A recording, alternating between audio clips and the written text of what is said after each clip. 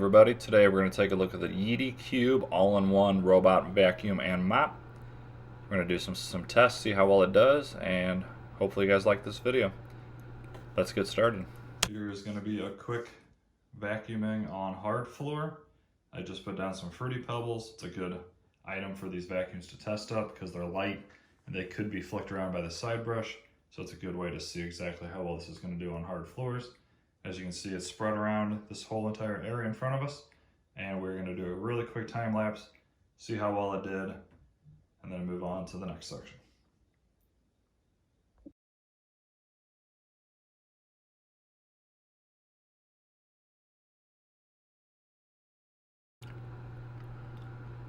As you can see here, it did miss some there kind of in the middle, which is pretty typical for that much debris. A lot of robot vacuums will miss about that much, so not a huge deal. It would get it on the next turn for sure. Alright, real quick, here's everything that it sucked up on that quick job. You can see there's a lot of fine dust and stuff in there as well. So now I'm going to send it back to the dock, have it self-empty, and we'll come right back to this and see if I got all of it out, including that hair and dust balls. Station has started working.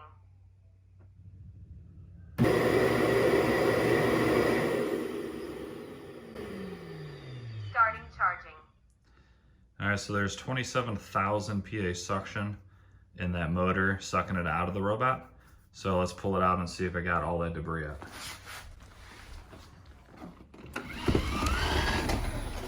Hopefully it did. Let's find out. And I hear stuff in there, so let's... So it left in a couple popcorn kernels. And if there's a couple kernels, it'll probably get it out on the next time. So not a huge deal, but it got the majority of it out there. So I'd be happy with that. I've seen other dirt bins leave a lot more behind. On a side note, when this guy gets done mopping, it'll go back and automatically heat dry the pad at 104 degrees. And as you can see here, it works perfectly fine. No moisture or wetness at all, so definitely gets a pass. Here is the plate that it vibrates 2,500 times per minute, and that ensures that it gets nice and clean every time. Starting charging. One thing this does have that I really do actually like is this handle. It makes it very easy to carry your robot anywhere in your house. So I actually like that.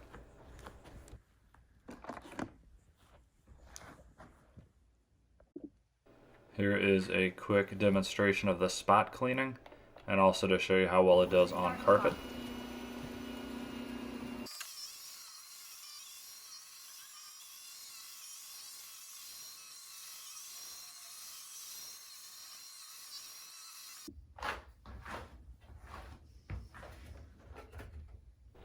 Here is what they are calling the UFO water tank. Kind of cool actually. They don't need the water tank built into the base anymore. They just have it on the top, and as you see, it has that convenient handle. Simply bring it to your tank,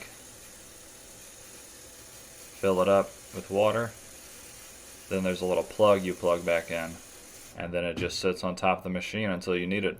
And it holds quite a bit of water, so you only have to pull this off and fill it every once in a while. But with the handle, it makes it very, very easy. So cool little feature. Some people like it, some people won't.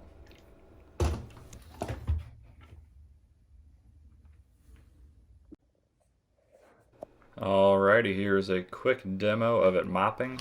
Simple test. Put down some Gatorade splotches and then 3 drips of ranch dressing. Now ranch is sometimes hard to clean up for robots because they have a lot of grease into it, and they will smear if the robot doesn't do a very good job. So let's go ahead and check out how well this does cleaning up this mess on my hardwood floors.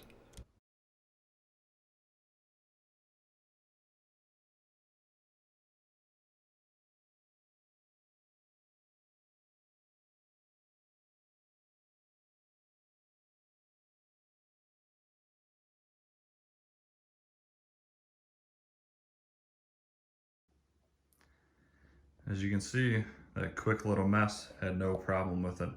It has sonic scrubbing, so it Scrubs back and forth 2,500 times per minute. And the ranch is usually kind of a harder thing for robots to get up because it's kind of greasy.